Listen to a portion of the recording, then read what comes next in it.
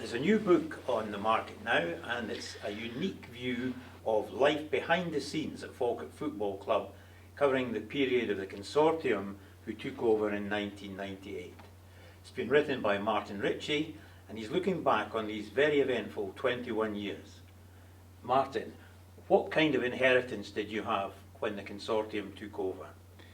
Well, when the consortium first got involved, the club had gone into provisional liquidation. It was owing £1.7 million, a chunk to the revenue and a chunk to the bank and a chunk to other people. And it was also losing £500,000 a year.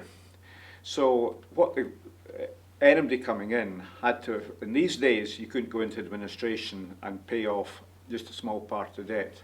All of the debt had to be cleared. So what we inherited was a lot of debt, a loss-making business, and on top of that we inherited a football stadium that could never have been upgraded or changed to meet the SPL's criteria.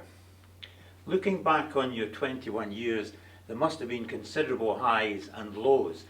Would you like to pick out maybe a couple of highs and lows from that time? Well, I think the biggest high, and maybe the biggest achievement over the period, was moving to the Falkirk Stadium. Because though we all love Brockville, Brockville was never going to do the job for the football club.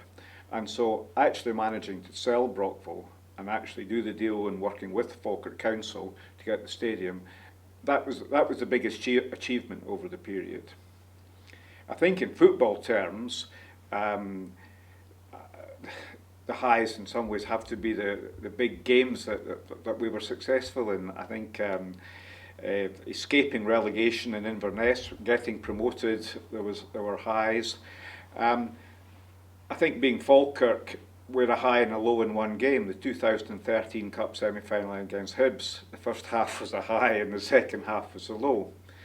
Perhaps surprisingly on football terms, to me the biggest low was the 2015 Scottish Cup final, where we lost 2-1 to Inverness. And that was a low because that game was in our grasp. We were 11 men against 10. We were by far the stronger team, and it was one each.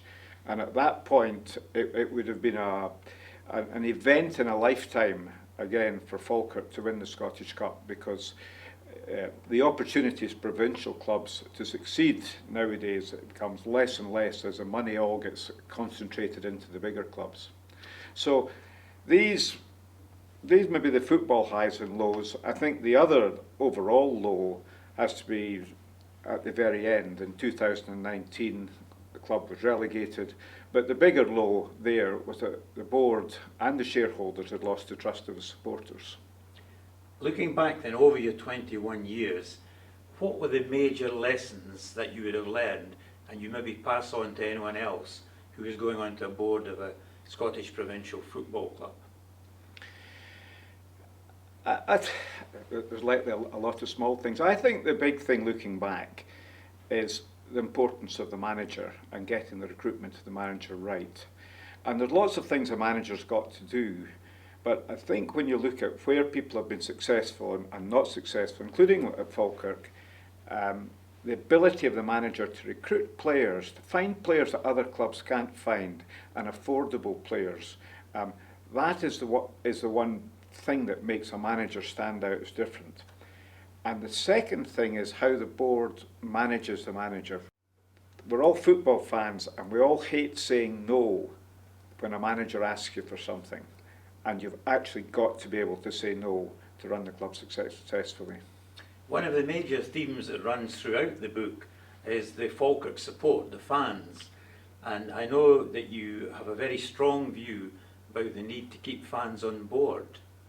Could you maybe elaborate a wee bit on that? Well, for most of this period, and this is why it was so disappointing at the end that we lost faith with the fans, or the fans lost faith with the board rather, because at the start, taking the club out of provincial liquidation, the fans played an enormous role in supporting the club and financially supporting the club.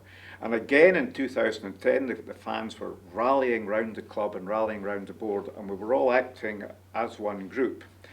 And throughout the first period of the my involvement in that 21 years, we were one of the leaders in getting fans onto the board, having a fan's voice on the board. And unfortunately, we stopped that about around 2012-13.